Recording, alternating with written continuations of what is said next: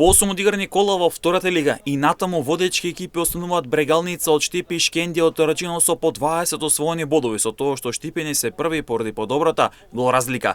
Овие две екипи направи мало одвојување во однос на третата позиција каде е Беласица со 16 бодови, а пак Охрид е четврти со 15 освоени бодови. Со по 14 бодови Скопје и Детонит Плочковица од Радовиш го делат петото место, а веднаш потоа следуваат три екипи кои се израмнети со по 13 бодови. Кожув од Гевгелија, Осогов од Кочани и Новаци се позиционираат на 7-то, 8-то, односно 9-то место на табелата. Во бараж зоната се екипите на Каменица Саса со 10 бодови како 10-то пласирана и Вардар Неготино кој има 9 бодови се наоѓа на 11-то место. Во зоната за директно испагање промени нема.